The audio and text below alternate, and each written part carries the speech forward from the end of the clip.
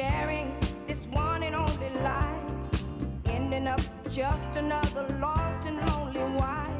You count up the years and they will be filled with tears. Bonjour tout le monde. Bonjour.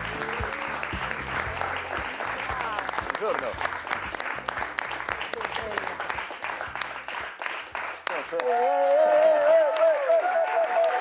Bellissima. Merci. Ah, ça fait du bien, alors que c'est pas si mérité que ça et que de toute façon, ça serait une autre, ils auraient applaudi aussi, mais bon, je prends. Bonjour à tous, bienvenue dans Bel et Bien Ensemble, votre rendez-vous bien-être quotidien sur France 2, évidemment. Je suis avec Arnaud Loquet, Sarah Cadour et Stan Gusman. Et Agathe Le Carreau. Bravo. Alors, aujourd'hui, on va parler... Ça n'en oublie pas. Des pâtes. Alors là, vous dites, ah ouais, des pâtes. Mais attendez, les pâtes, c'est l'aliment doudou par excellence, quand même. Tout le monde adore les pâtes. C'est quand même peut-être le premier mot qu'on prononce dès qu'on sait parler.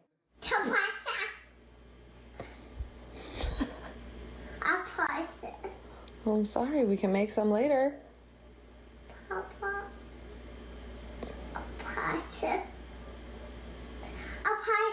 Oui, on croit qu'en fait, le premier mot, c'est papa. Désolé, Non, Stan. mais ah oui, c'est ça. Et en fait, c'est pasta. pasta, Voilà. d'accord. Pourquoi manger des pâtes, ça nous réconforte? Pourquoi manger des pâtes, ça nous rend heureux? C'est ce qu'on va voir ensemble. Sarah, vous êtes allée à la rencontre des Italiens néo-français de la rue qui traînaient leurs guêtres. Qui traînaient. Je leur ai fait croire que je m'étais convertie au pastafarisme. Je les ai bénis avec des pâtes. Vous allez voir.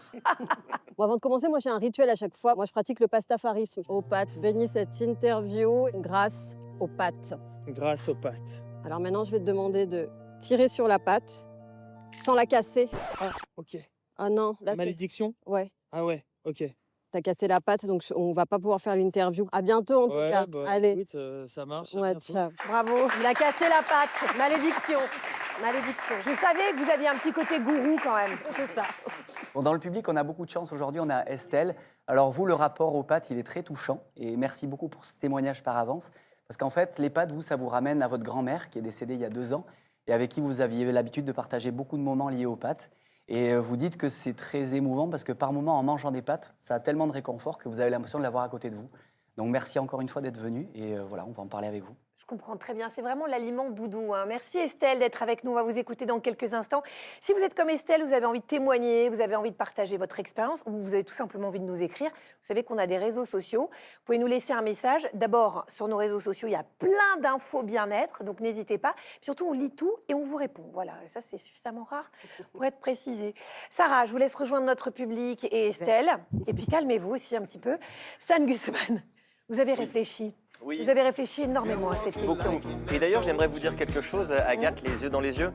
Spaghetti, linguine, regatoni, falafel, orecchiette, paccheri e fusilli. Arrivederci.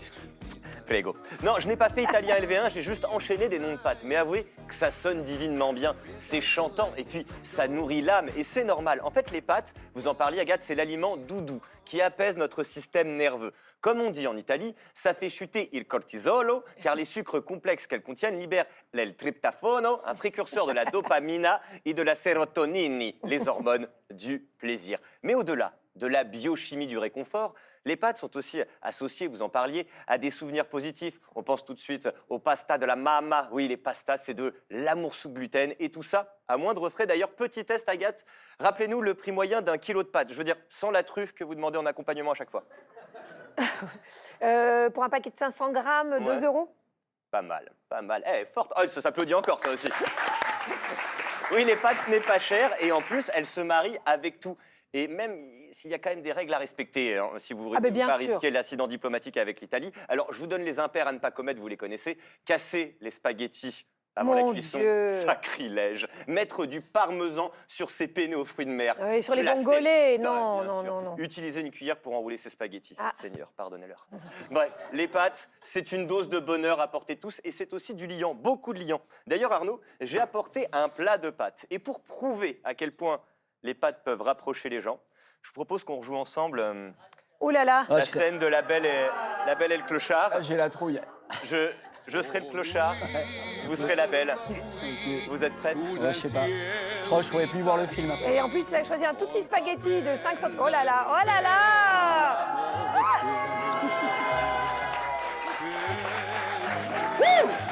Mais Stanislas, Ah, j'ai chaud. Stan, Oui. Arnaud me confiait tout à l'heure qu'il a la grippe. Ah, c'est pas grave, ça valait le coup.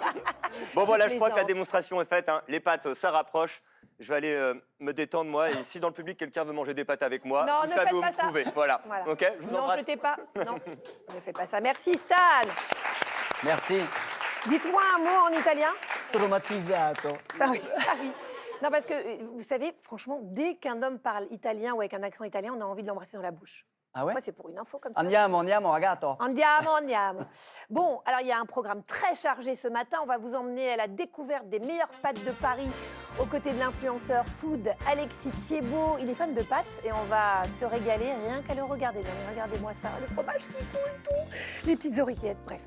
Il est maestro pastaio, c'est-à-dire maître dans l'art de faire des pâtes. Il est bien évidemment italien et il viendra nous donner tous ses secrets pour les réussir parfaitement. Diego Accetuli sera avec nous dans quelques instants. Et puis on aura aussi le plaisir de retrouver notre nutritionniste Boris Ancel pour nous éclairer de ses lumières nutritives, parce qu'il y a plein de bienfaits aussi à manger des pâtes. Il n'y a pas que des bienfaits pour notre bien-être, c'est pas que l'aliment doudou. Et justement, pour comprendre pourquoi les pâtes sont bien plus qu'un plat du quotidien, eh ben, j'ai invité la psychologue Johanna Rosenblum qu'on accueille tout de suite.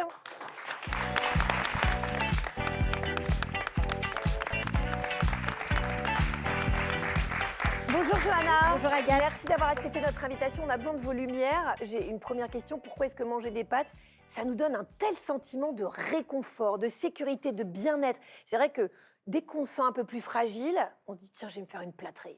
Ouais, c'est vrai parce que ça regroupe plein de vertus biologiques, vous l'avez dit, émotionnelles, des souvenirs. Et il y a aussi une étude valide qui a été publiée en 2024, donc très récemment en Italie, faite sur 1500 participants, qui montre clairement que manger des pâtes procure du bonheur.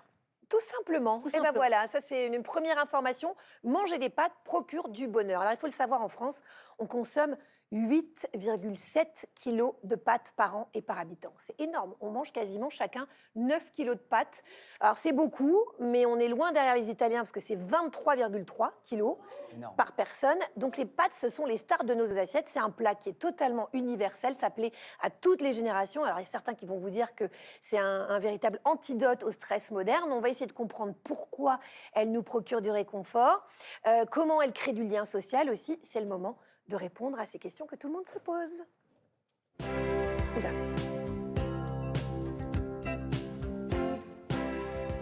Est-ce que vous avez interrogé le public, Sarah? Est-ce que tout le monde aime les pâtes? Parce que sinon, il faudra faire sortir du monde. Eh bien, Agathe, ils aiment tellement les pâtes qu'ils les emportent autour du cou. Ah, Regardez, voilà. Un très bon choix. Mon Accro, voilà. Maintenant, vous les torturez même sur place. Même sur Très bien. place, à domicile. Mais c'est pas le seul. Hein. Les Français que j'ai rencontrés ne sont pas en reste. Regardez. Geoffrey, tu vas trop loin. Est-ce que vous aimez les pâtes, vous? J'adore les pâtes. C'est bon, c'est simple, même avec du beurre, honnêtement, ou une bonne sauce. J'aime beaucoup les pâtes, j'en consomme beaucoup. 2 à 3 fois par semaine, je dirais quand même. J'aime les pâtes parce que c'est un plat facile à faire et j'adore l'Italie et là-bas c'est leur plat de prédilection. Et les Italiens, je suppose. Si vous étiez une forme de pâte, vous seriez laquelle? Je pense que je ressemble un peu à une spaghetti aussi, donc la spaghetti. Une farfadelle. Oh, les coquillettes du coup, hein, parce que ouais, j'aime bien. La forme, elle est mignonne. Oui. Tu sais, un petit téléphone, une lune, je sais pas, mais j'aime bien. Vous ressemblez à une petite coquillette. Eh ben très bien. On part sur ça. Allez, on part sur ça. Allez. En France, on consomme environ 8 kilos de pâtes par an et par habitant. Vous, à quel moment vous mangez des pâtes? Quand j'ai plus de thunes, voilà. Quand j'ai plus de thunes, je me dis, qu'est-ce qui reste dans mon placard? Il y a des pâtes. Et est-ce qu'il y a du pesto? Ouais, il y a du pesto. Généralement, quand j'ai pas beaucoup de temps alloué pour faire la cuisine, j'aime bien prendre des pâtes parce que c'est rapide. Vous sentez comment après un bon plat de pâtes? Rassasié. Moi, je me sens bien, je me sens rassasié, vraiment. Ça me donne l'énergie qu'il me faut pour tenir pour la suite. Je dirais que c'est plutôt réconfortant. Ouais. À votre avis, d'où viennent les pâtes? Je dirais d'Italie, mais... Erreur. Erreur, je sentais le piège. Des archéologues ont découvert en Chine des nouilles de millet vieilles de 4000 ans. Preuve que les premières pâtes sont nées là-bas. Merci la Chine, Voilà. Made in China, merci. Merci la Chine, merci. Et merci Sarah. De rien, vous apprenez. Alors Estelle, Estelle, moi je voudrais que vous nous parliez un petit peu de votre addiction au plaisir que vous procurent les pâtes. Vous l'avez dit tout à l'heure avec Arnaud, c'est un peu, c'est plus finalement qu'un aliment pour vous, c'est une Madeleine de Proust. Vous partagez ça avec votre grand-mère, donc ça vous procure un réconfort immédiat.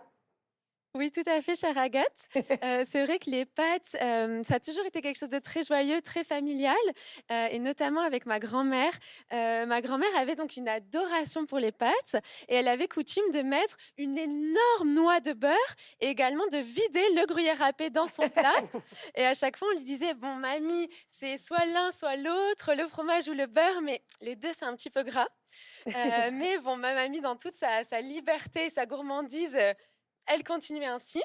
Et donc elle est partie à 2 ans, et finalement, j'ai pris le relais. C'est maintenant moi, en souvenir et en hommage de ma grand-mère, qui noie Vous mes mettez du pâtes de cholestérol à beurre. toute votre famille. Oui, alors je fais Ça, beaucoup c'est de beau. sport pour compenser, d'une certaine façon. Mais finalement, bon, déjà, c'est vrai que c'est succulent, mais aussi si je prépare ce plat, c'est pour sentir sa présence à mes côtés. Je la sens, à mes côtés, et puis, par exemple, quand je suis, voilà, dans des dilemmes, dans des questionnements de la vie, j'aime y réfléchir, avec le plat, de ma grand-mère. Donc, comme vous dites, chère Agathe, c'est un petit peu une Madeleine de Proust qui m'est, très douce, et très réconfortante. Et donc je m'interroge, finalement, comment, un souvenir culinaire peut devenir un tel ancrage, émotionnel?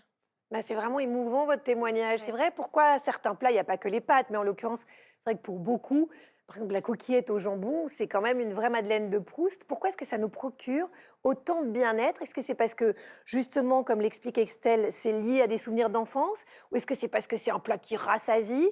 Est-ce que c'est parce que c'est un plat qui réchauffe? Ou est-ce que c'est un plat qu'on peut mettre à toutes les sauces? Ouais, mais c'est un plat qui réchauffe les cœurs surtout. Il y a qu'à écouter Estelle, votre témoignage, il est touchant. Le sourire qu'il y a sur son visage, la lumière qu'elle dégage, tout ça n'est pas dû uniquement aux qualités nutritives des pâtes. On sent que c'est directement relié à votre grand-mère. Et évidemment, le souvenir des pâtes, en vérité, c'est le prétexte qui vous rapproche de sa voix, de son odeur, des moments de famille, en fait, de complicité. Finalement, c'est ce lien qui ne sera jamais brisé. À chaque fois qu'on peut manger cet aliment réconfortant, on est rattaché directement à cette personne aussi qui nous manque. Et ce qui est très, très beau dans le témoignage, c'est qu'encore une fois, il ne s'agit pas de menu, mais de liens et d'histoire, au point qu'aujourd'hui, Estelle, vous soyez vous-même le relais de votre grand-mère en continuant, en perpétuant cette Oui, la recette. transmission, c'est Voilà. très émouvant. Hein. Qui a beau être trop grasse ou trop riche, et celle qui vous permet de perpétuer quasiment une histoire familiale. Ouais, donc c'est vrai qu'il y a beaucoup, beaucoup de choses et qui se jouent dans ce lien qu'on a à certains plats, dont les pâtes. Est-ce que le réconfort, le lien social que créent les pâtes s'explique par certains mécanismes biologiques aussi dans le cerveau? Qu'est-ce qui se passe dans nos petites caboches? Et oui, Agathe, forcément, les neurosciences jouent aussi un rôle. En fait, quand on mange des pâtes, c'est des sucres lents, ça produit des acides aminés, et ces acides aminés favorisent la sécrétion de la sérotonine. Et la sérotonine, c'est la fameuse hormone du bonheur, celle dont on manque quand on est un petit peu déprimé.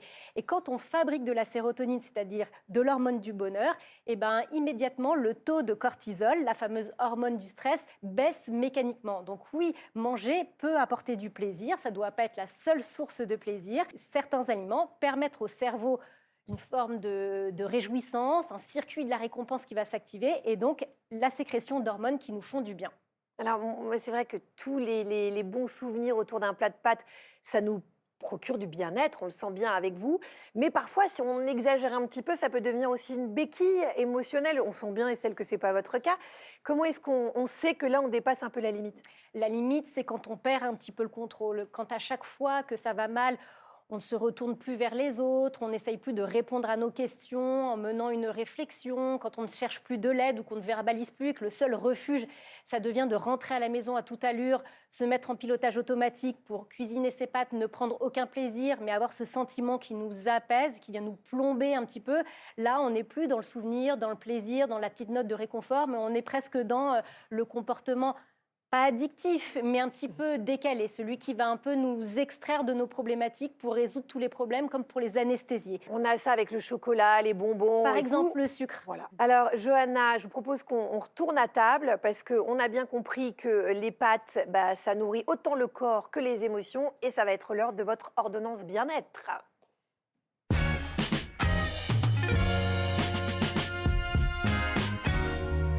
Alors, Johanna Rosenblum, quelles sont vos recommandations pour apprécier encore plus cette alimentation émotionnelle, comme l'a très bien expliqué Estelle? Oui, alors j'ai 3 recommandations bien-être à vous faire. D'abord, il faut absolument travailler le sentiment de culpabilité. Si on culpabilise quand on mange, mais de la même manière que pour tous les autres comportements, ça enlève une source de plaisir énorme et ce sentiment de culpabilité fait suivre au moment de plaisir directement un moment de mal-être. Donc il faut pouvoir assumer, faire les choses en conscience, ne pas culpabiliser parce qu'à ce moment-là, on a besoin de ça et on l'assume. La deuxième stratégie que je peux vous donner, c'est varier ces plaisirs. Lorsqu'on cuisine toujours de la même manière, à la même heure, avec les mêmes automatismes et les mêmes mécanismes, il y a une perte de plaisir parce qu'il y a cette forme de rigueur, de répétition. On subit un peu le truc, on connaît le résultat que ça nous apporte. C'est plus très intéressant. Donc il faut travailler la pleine conscience. Et pour travailler la pleine conscience, c'est bien de varier les sauces, les textures, tout en s'interrogeant sur ce qui nous plaît, les nouvelles couleurs, la nouvelle saveur. Donc ça, c'est très important pour conserver du plaisir. Et ensuite, s'interroger sur la question essentielle du refuge. Est-ce qu'au moment où je mange, je prends du plaisir ou est-ce que je viens anesthésier des émotions qui seront délétères ou qui pèseraient un petit peu trop lourd? Si l'alimentation devient un refuge, c'est-à-dire si on se replie sur soi, on ne parle plus à son entourage, qu'il y a une forme de renfermement en quelque sorte, à ce moment-là, la nourriture est devenue la réponse à tout et là, on n'est plus dans le plaisir. Voilà, j'espère que vous avez tout bien noté. Sachez que vous pouvez retrouver tous nos guides bien-être, tous nos conseils sur nos réseaux sociaux, donc vous nous laissez des commentaires et puis, comme je vous le disais tout à l'heure, on prend le temps de vous répondre. Alors, les pâtes sont un véritable lien social qui rend heureux, ça on l'a bien compris. Justement, Arnaud, il est temps que vous nous donniez les bonnes adresses parce qu'on veut déguster de bons plats de pâtes. Là, le reportage, il n'a pas été difficile à tourner parce que dans l'équipe, tout le monde est raide dingue des pâtes. Mais Myriam, elle, c'est niveau expert. Si elle pouvait en manger matin, midi et soir, elle le ferait. Du coup, pas folle la guêpe, elle m'a dit « Et si on partait tester les meilleures pâtes de Paris ?» Et pour ça, on a appelé quelqu'un qui s'y connaît vraiment, Alexis Thébault, influenceur food, suivi par 800 000 personnes qui testent des restos tous les jours. Une journée type, ça ressemble à quoi? Alors, tous les jours, je fais un restaurant, ça c'est sûr. Je fais 250, 260 restaurants par an. Donc c'est cette variété qui est vraiment pas du tout une routine qui me plaît, quoi. Pour vous, Alexis, les pâtes, qu'est-ce que ça représente? C'est pour moi un ingrédient qui est multiculturel, multigénérationnel. Du début jusqu'à la fin de ta vie, t'en manges. Et vous, votre plat préféré de pâtes? Oh là là, mais c'est un enfer de choisir. C'est comme choisir entre mes enfants, je pourrais pas. Mais heureusement, pas de choix cornélien aujourd'hui. Alexis va nous faire 2 manières de déguster les pâtes. Bonjour. Comment ça va? On a faim. Allez, c'est parti. Alors. Premier arrêt dans le 10e arrondissement, dans le restaurant de Geoffrey et Lorena, un jeune couple qui a ouvert un lieu dédié au mac and cheese américain. Comment vous en êtes venu à ouvrir un restaurant de mac and cheese? Moi, j'ai complètement grandi en mangeant des mac and cheese. C'était vraiment quelque chose que je faisais peut-être pendant les soirées pyjama, avec ma famille. On avait vu qu'il n'y avait vraiment pas beaucoup d'endroits à manger des mac and cheese à Paris. Du coup, on s'est dit, faut se lancer. Alors, là, on commence par notre sauce fromagère faite maison. On fait notre roux. Ensuite, une fois que ça épaissit, on l'assaisonne et on ajoute fromage raffiné et de la mozzarella. Normalement, les mac and cheese se font avec des autres pâtes. Nous, on les fait avec des fusilli parce que, en fait, ça accroche beaucoup mieux la sauce.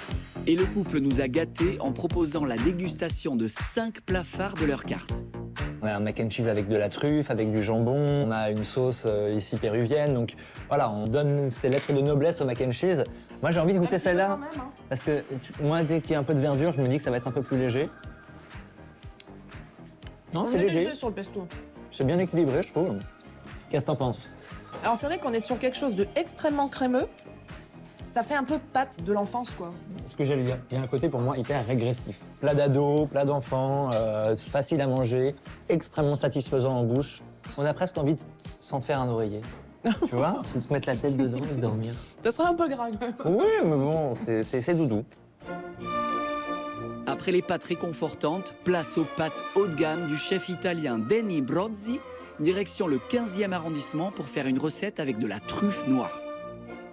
Ciao belli. Bonjour. Alors, Alexis, comme recette, là, on va faire des pastas, des pâtes fraîches. Ouais. Ça s'appelle gemelli. Okay. Semolino, 1 kilo, semolino. Semoule? Oui, exactement. Ok. Là, tu as 40 jaunes d'œufs. Ok, j'y vais. Vas-y, tu peux y aller. Mets la moitié déjà. Stop. Regarde, là, je mets la farine, double zéro. Donc, obligatoire que ce soit italienne, bien évidemment. On ne peut pas faire des pastas italiennes sans des produits italiens. Regardez-moi ça. Tiens, Alexis, regarde. C'est ça le résultat final, tu vois. Ça s'appelle gemelli. Je vais t'expliquer pourquoi. Alors, si la pâte était comme ça, regarde, c'était casareccia. Ça s'appelait casareccia. Vu que c'est roulé sur elle-même, c'est comme si c'était 12 jumeaux ensemble. Ça s'appelle gemelli. C'est beau. Allez, on y va. Ok. C'est ici, regarde. Voilà, vas-y dedans.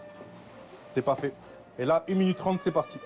Qu'est-ce qu'il faut absolument pas faire quand on cuit des pâtes ou quand on fait des pâtes? Il ne faut jamais mettre de l'huile extra virgin d'olive dans l'eau cuisson. Ça, c'est une erreur. Ah bon? Une bonne huile d'olive, on ne la cuit jamais. Ça, c'est interdit. Attention, je viens à la maison avec la police. Hein. Après avoir été égouttées, les pâtes fraîches sont plongées dans une sauce crémeuse à base de parmesan de Lombardie et de brisure de truffe. Encore un peu de fromage, quelques lamelles du diamant noir, un filet d'huile d'olive et le chef-d'œuvre est prêt.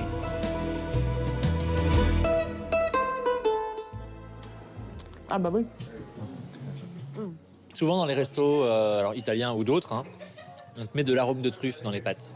Là, c'est plus subtil, ça va rester très léger, un parfum, ça va sortir par le nez, ça va être très floral, j'aime beaucoup. Et la texture, t'as vu?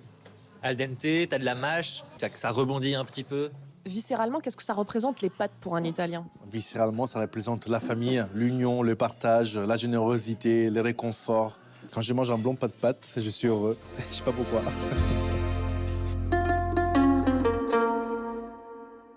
Bon, bah là, Arnaud, vous m'avez perdu. Moi, je ça considérais qu'il n'y a plus que mon corps. Ma tête est en Italie. Ça met tout le monde d'accord. Hein. Oui, complètement. Et c'est génial de voir Ah que ouais. ce soit l'inspiration d'un grand chef ou la bonne plâtrée qu'on se fait en famille ou entre potes le dimanche soir pour se réconforter. C'est quand même génial. Et surtout, moi, Estelle, je reviens sur vous quand je vois votre regard, votre sourire. Je pense que c'est la meilleure des réponses de voir le bonheur que ça peut procurer. Johanna Rosenblum, vous restez avec nous, évidemment. Merci beaucoup. On reçoit tout de suite un maître pastier. Il est formateur en pâtes fraîches. Vous vous rendez compte, le métier de rêve, formateur en pâtes fraîches? Non mais attendez, pourquoi je fais de la télé? Chez lui, les pâtes sont une religion. Et bien sûr, il est italien.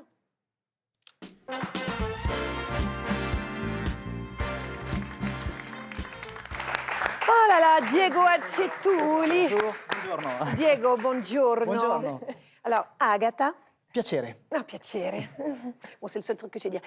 Diego, alors vous êtes mastro pastaio. Exact. J'ai bien dit? Mastro pastaio, sì. Mastro pastaio, c'est-à-dire que vous êtes en charge de la fabrication des pâtes, dont vous êtes le chef d'orchestre à toutes les étapes. Alors, ça, Tout à me fait. plaît énormément.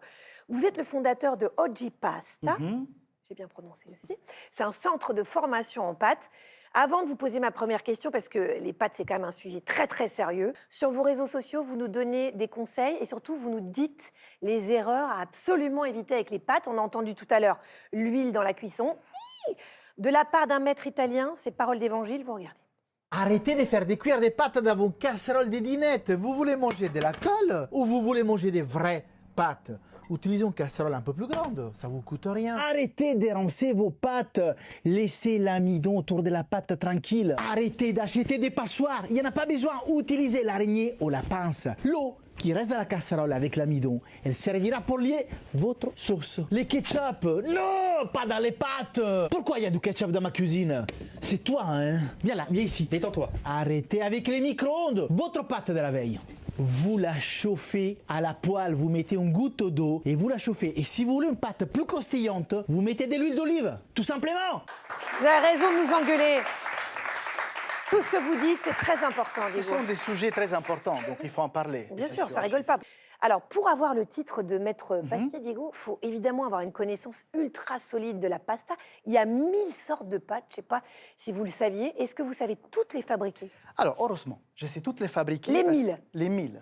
Les 1000. Mais attention, il y a des familles. Dans les 1000 formats des pâtes, il y a des familles. Par exemple, dans les spaghettis, on a différents diamètres de spaghettis. Numéro 1, numéro 2, numéro 3, numéro 4, et ça continue. La même chose pour les tagliatelles. On a les fettuccine, on a les tagliatelles, on a les pappardelles, et à chaque fois, on a différentes largeurs. Et on continue avec les rigatoni. On a les rigatoni des 77, 78, 79 mm. On a i paccheri qu'on fait à Naples qui sont énormes. Et on les a rayés ou lisses. Donc tout ça, ça fait des grandes familles de pâtes. Mais la coquillette, c'est vraiment une pâte qui est qui est dans le cahier des charges ou c'est un peu une invention? Pourquoi vous me parlez des coquillettes? Voilà, j'étais sûre que ça allait vous faire tilter, ça. La coquillette, c'est un format français. Oui, c'est ça, j'en étais sûre. Voilà, donc, mais je respecte, je respecte. Vous respectez, Ouais, mais bon, quand même, ça vous hérisse, hein, je comprends.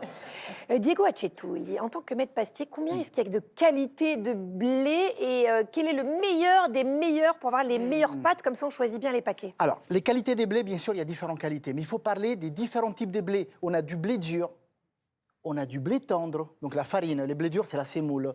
On a des blés complets. On a des blés anciens qui apportent un goût encore différent à la Les pâte. blés anciens, c'est bien. Hein. Ah, mais c'est excellent. C'est ça dur donne à un goût. trouver. C'est très dur à trouver, effectivement. Et on a aussi le blé italien pour avoir une appellation des pâtes à l'italienne ou des pâtes italiennes. Très difficile à trouver parce qu'on est un peu égoïste en Italie, on le garde pour nous. Mais oui, vous êtes vraiment des mauvaises personnes. Mais les pâtes complètes, c'est quand même... Vous les cuisinez souvent en Italie? Alors non, ça ne fait pas partie de notre cuisine de tous les jours. Mais c'est un peu plus raide quand même. En fait, disons qu'après les fêtes, quand on mange beaucoup, on se dit par conscience, allez, on va faire un petit régime, on va manger des pâtes complètes, ça fait du bien. Et donc voilà. Donc le 1er janvier et après c'est fini jusqu'à l'année d'après, c'est Exact. parfait. Sarah? Alors Diego, moi je me considère comme une vraie pro des pâtes et ma recette préférée, c'est les carbonara. Je les fais trop bien. Je vous laisse regarder la recette, je me suis filmée. Et je vous laisse la commenter. Voilà, n'hésitez pas. Donc moi, je verse mes petits lardons, la crème fraîche, évidemment le jaune d'œuf. Et après, je mélange le tout délicatement, évidemment. Avec le téflon qui gratte? Oui, c'est pas mal. Est-ce que j'ai la bonne recette des carbonara? Est-ce que je suis sur la bonne voie? Pourquoi vous faites ça à notre invitée, Sarah? Pourquoi? Parce que pour moi, elle est bien, cette recette, non? Il y a énormément d'erreurs. Désolé. Vraiment, beaucoup d'erreurs. Déjà, la casserole, ça va pas. Bon, c'est pas grave. On va parler de la recette plutôt. Déjà, il faut le guanciale. C'est la vraie carbonara romaine, le guanciale. Expliquez ce que c'est le guanciale, parce que tout le monde ne connaît pas. C'est la joue de cochon. Mais voilà. Qu'il faut faire cuire tout lentement, de façon qu'elle va suer, faire sortir tous les gras. Les gras, on en enlève une partie, mais malheureusement, on en garde une autre. Malheureusement, c'est le côté réconfortant, effectivement. Ensuite, on ne met pas de la crème, mais on va faire une carbocrème. La carbocrème, c'est de l'œuf mélangé avec le pecorino. On mélange, on fait une crème, et nous, les Italiens, on l'appelle carbocrème. Et je peux vous dire qu'une fois qu'on a goûté les vrais carbonara à l'italienne, plus jamais on met de la crème fraîche. Non, mais vous allez découvrir un monde, mon chou. Attendez, Agathe, si vous n'aimez pas ma recette, n'en dégoûtez pas les autres. Moi, je l'aime. Oui, c'est-à-dire que là, il va falloir quand même me changer tout ça avant que je vienne chez vous. Hein. C'est pas possible, ça. Bon, en tout cas, il y a une personne du public qui a une question pour Diego, je crois. Geoffrey, l'homme pâte, justement. Bonjour. Ah oui, c'est l'homme. J'adore les pâtes. C'est l'homme fusil. J'avais une question. Faut-il saler l'eau des pâtes pendant la cuisson ou c'est uniquement pour le goût? Alors, saler l'eau des pâtes, c'est indispensable. Du moment que l'eau vient en ébullition, on vient rajouter du gros sel à l'intérieur de la casserole. Il y a une règle à respecter, donc 10 grammes de sel pour 100 grammes de pâtes et 1 litre d'eau. Ça, il faut le respecter. Donc, la pâte, elle va boire de l'eau, elle va cuire, et donc elle absorbe l'eau salée. Jamais rajouter du sel directement dans la sauce non plus, parce qu'autrement, on va juste cacher le goût. Donc, c'est dommage. Plutôt, apporter un petit peu de parmesan, pecorino, parmigiano reggiano, un bon parmesan de 24 mois. Voilà, donc c'est le fromage qui sale la pâte. Vous avez bien noté, Fusili? C'est noté, je ferai ça ce soir. Très bien. Diego Accetulli, il existe, donc on l'a dit, on a dit 1000 pâtes différentes, donc des centaines de formes de pâtes. On dit que la sauce, elle doit épouser la pâte, mais aussi que la forme des pâtes a un impact sur le goût. Moi, je suis très d'accord avec ça. On est bien d'accord que les torsades, ça n'a pas le même goût que les fusillis, etc. Alors, je voudrais qu'on fasse un petit jeu, si vous êtes d'accord, Diego. Je vous montre ces 5 formes de pâtes que les Français adorent, en tout cas celles qu'ils préfèrent, selon un sondage, et vous nous dites avec quelle sauce elles se marient le mieux. D'accord. Vous êtes OK? Alors, on commence avec les pâtes qui arrivent en 5e position de ce sondage. Ce sont les torsades, 5e position. Alors là, qu'est-ce que vous mettez comme sauce avec les torsades? Alors, les torsades, ou plutôt fusilli. Oh, pardon. C'est un format très, très intéressant parce qu'il a des hélices. Ces hélices, qu'est-ce qu'elles font? Elles vont retenir la sauce. Et moi, une pâte comme ça, je la mangerai avec une bonne puttanesca, sauce tomate, capre, olive, anchois. Ah, c'est vrai. C'est l'idéal. Mais oui, parce que les petites capres vont être piégées dans le petit ressort. Les farfalle, elles sont au pied du podium. Alors là, vous les cuisinez quand même, c'est pas, il y a des petits pièges dedans. Oui, les farfalle, c'est un format particulier. Mais cette pâte lisse, il faut une sauce qui s'accroche. Il faut une sauce avec une structure. Et par exemple, une sauce crème saumon, c'est l'idéal. Ah ouais. Bon, restez avec moi. Les coquillettes. Ne me jugez pas. Ne jugez pas les Français, Diego. Les coquillettes, si je dois faire plaisir aux Français, effectivement, bah, beurre jambon, je dirais. Mais si je dois les manger et les faire pour moi, bah, je ferai à la limite un bon bouillon. C'est réconfortant, c'est chaud l'hiver. Elles sont toutes petites, donc c'est un peu comme la pastina et ça va très bien. Alors, évidemment, les spaghettis. Ah, les Là, spaghettis. franchement, est-ce qu'il y a une sauce qui se marie pas avec les spaghettis? On a l'impression que ça va avec tous les spaghettis. Oui, les spaghettis, c'est ce qu'on dit nous les Italiens, un passe-partout. Donc ça va presque avec tout, attention, parce que là aussi, c'est une question des diamètres. Si c'est trop fin ou si c'est trop gros. Maintenant, si on veut faire une sauce, et pour moi, c'est l'incontournable salsa al pomodoro. Une bonne sauce tomate, un filet d'huile d'olive, Un peu d'ail. feuille de basilic, un petit peu d'ail, le parfum de l'ail, et un peu de parmigiano. Et un peu de parmigiano. Vous entendez, Sarah? Vous prenez-en de la graine, mon chou. La médaille d'or des pâtes préférées des Français, ben moi, c'est la seule que j'aime pas, je vais vous dire. Ce sont les tagliatelles. Ah, c'est fantastique. Les tagliatelles, qui dit tagliatelle dit Emilia-Romagna. Qui dit Emilia-Romagna, on l'associe à Bologne. À Bologne, on a les sfogliine. Ce sont des dames qui, avec des gros mattarelli comme ça, comme j'avais dans la main tout à l'heure dans la vidéo, on vient tirer la pâte.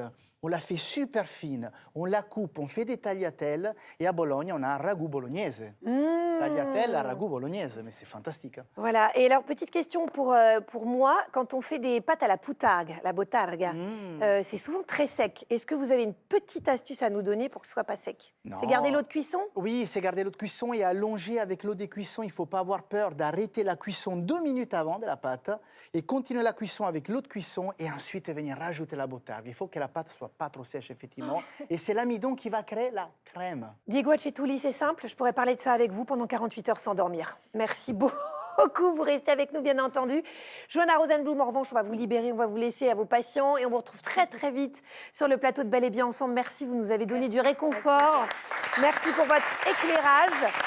Alors, on a vu que les pâtes pouvaient être un véritable réconfort émotionnel, donc elles sont bien sûr absolument délicieuses à manger, mais quid des vertus nutritionnelles et des calories? Est-ce qu'on peut en manger tous les jours sans que ce soit un problème pour la santé? Pour nous aider à y voir plus clair, on accueille tout de suite notre nutritionniste préféré, c'est Boris Ancel.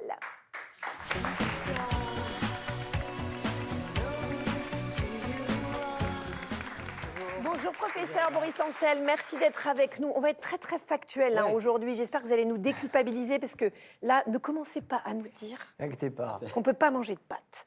Donc attention, première question. Quelle quantité par personne est-ce qu'il est conseillé de manger quand on mange des pâtes? Est-ce que c'est en plat principal? Est-ce que c'est en simple accompagnement? Les Italiens les mangent en entrée. Il faut le savoir, ça on ne le sait pas forcément. Tout est possible. En plat principal ou en accompagnement, pour faire simple, il faut garder votre assiette cuite. Les pâtes, c'est entre un tiers et la moitié de l'assiette. Et en quantité sec, pour les petites pâtes, à peu près 80 grammes, voire 100 grammes si c'est vraiment une bonne quantité, ça fait un verre à moutarde. Et puis pour les spaghettis, parce que c'est plus compliqué, vous prenez le pouce, l'index, un anneau, vous mettez dedans... Ça m'a l'air bien petit, ça, votre petit pouce index, là. Bon, pièce de 2 €. Voilà. Quoi? Pièce de 2 €? Alors, spaghettis, c'est quand même long, les spaghettis, non? Tout à fait, tout à fait. Non, mais moi, je prends une... Je suis d'accord, tout à fait. Ah ouais? On a l'impression qu'il n'y en a pas beaucoup, mais il y a... Mais vous savez, le volume, ça se multiplie par 2 à 3. Hein. Tout à fait. Moi, je vais plutôt prendre un boyard, si vous me dérangez, ça vous dérange non, pas. et je dirais, le message peut-être le plus important, c'est d'écouter la faim et la satiété. Je suis sûr que, voilà, satiété, il s'arrête. Non? Ah oui, tout à fait, exact. Alors que moi, je ne m'arrête pas. Voilà, bisous. Qu'est-ce que vous voulez que je vous dise? Professeur, il y a plein d'idées reçues qui sont liées aux pâtes. Donc, je vais vous donner des affirmations. Vous me dites si c'est vrai ou pas. Comme ça, on démêle le vrai du faux. Première affirmation, manger des pâtes le soir, ça fait plus grossir que la journée. Non, c'est faux. Vous verrez de l'information ou de la désinformation sur Internet en disant, voilà, quand vous mangez des féculents le soir, ça va être stocké dans la nuit, blablabla. Bla, bla, bla. Je fais exprès de dire blablabla. Bla, bla, bla. Vous allez aussi trouver des choses tout à fait dans l'autre sens et qui sont souvent basées sur la science, notamment une étude chez des policiers. On a appris la moitié de ces policiers qui étaient en surpoids, on leur a donné les féculents sur la journée. Une autre moitié, on leur a donné les féculents le soir. Et on a regardé ce qui se passait le lendemain. Eh bien, quand vous leur donniez les féculents le soir, ils avaient moins faim le matin et il n'y avait pas de prise de poids.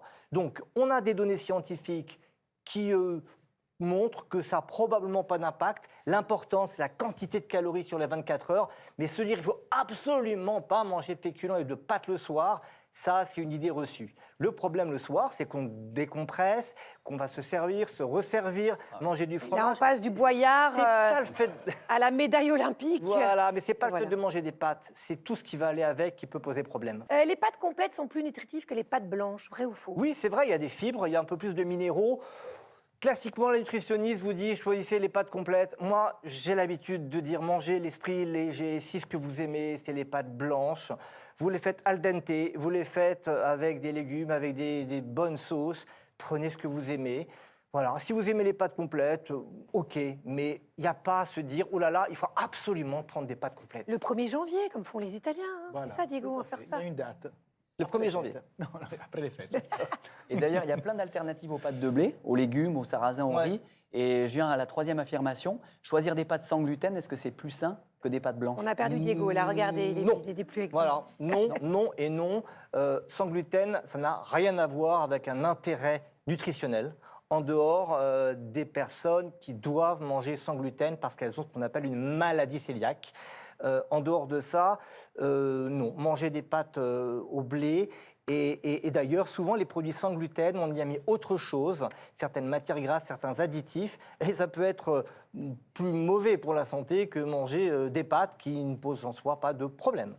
Et une autre affirmation, ajouter uniquement de l'huile d'olive n'apporte aucune valeur nutritive aux pâtes. Mais C'est vrai ou est-ce que c'est faux? l'huile d'olive fait partie de l'alimentation méditerranéenne et vous savez, on en a déjà parlé ici d'ailleurs, l'alimentation méditerranéenne, c'est le modèle. Et l'huile d'olive, je vais vous peut-être faire une révélation, c'est plusieurs cuillères à soupe d'huile par jour qui sont recommandées, que ce soit en assaisonnement, que ce soit pour cuisiner. Et d'ailleurs, il y a une célèbre sauce, je ne vais pas vous donner la recette, je n'oserais pas, mais qui s'appelle le sofrito. Je ne sais pas si vous connaissez ce nom. Sofrito. Je l'ai mal dit, excusez-moi. Ah, mais moi aussi. C'est de la tomate, des oignons, de l'ail. Bon, la recette, je ne vais pas le faire devant vous. Et c'est frit dans l'huile d'olive. Et ça fait partie de l'alimentation qui est protectrice contre les maladies chroniques et notamment cardiovasculaires. Donc, pas de problème à mettre de l'huile et notamment de l'huile d'olive dans les pâtes. On est bien d'accord, les Italiens les mangent al dente. Hein. Donc pour la cuisson, c'est quoi? On s'arrête 2 minutes avant ce qui est écrit sur le paquet? Alors, si on veut faire de la mantecatura, c'est-à-dire continuer à poêler dans la sauteuse, on les arrête 2 minutes avant et on récupère l'eau amidonnée, on continue à cuire avec l'eau amidonnée. Et voilà, et ça, vous mettez directement la pasta dans la sauce. Exact. Ah, merci Boris Ancel, merci Diego Vous mettez un A à Attili. chaque truc, vous. C'est Oui, ça. ça marche Arnaud. Arnaudo. Alors, vous connaissant Arnaud, vous devez faire vos pâtes à la graisse de canard, mon petit chou, puisque vous venez du sud-ouest. Je ne vais pas vous juger. Vous allez nous proposer quelque chose pour votre happy thérapie. Oui, dans ce goût-là, mon Dieu.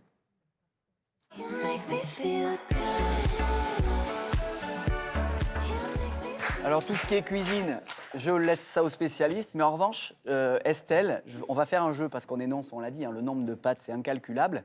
On va voir, je vais tester vos connaissances sur les pâtes. Vous avez des bocaux devant vous. D'accord. Je vais énoncer les noms des pâtes et vous allez devoir les remettre dans l'ordre, ok? Donc pour vous, de la droite vers la gauche. C'est parti. Vous allez commencer, vous allez me mettre les cannelloni à votre droite. Vous pouvez vous faire aider, hein? On lance le chrono. Cannelloni. Ok. Orecchiette ensuite. C'est fastoche. Hein. Oh oui. Ensuite, Moi, j'aurais laissé ok. ça comme ça. Les penne. Ah, les penne. Et normalement, la fin, c'est les conchiglie. Vous auriez commencé par les conchiglie, à mon avis, c'était plus compliqué. C'est vrai? Alors, le juge, il valide ou pas? Je valide à 100%. Bravo, on peut l'applaudir. Bravo. Hyper fort. J'ai été aidée, merci Bravo, beaucoup. Estelle. Merci. Et alors, pour la petite histoire, on va donner la signification de chacune. Les cannelloni, ça vient de canna. Je vous regarde à chaque fois parce que vous me jugez. N'hésitez pas à me sabrer si c'est pas bon. C'est la canne, ça veut dire qu'on le voit, hein, c'est comme un tube, un roseau. Ensuite, les orecchiette, c'est les oreilles, c'est ça. Ensuite, les penne, c'est la plume, comme la plume pour écrire. Et enfin, les conchiglie, les coquillages. Conchiglie, les coquillages. Les conchiglie. De quoi se faire un beau collier de pâtes. Exact. C'est beau. Mais oui. Merci Estelle. Je suis sûre qu'on aura des candidats pour faire des colliers de pâtes dans le public. Hein.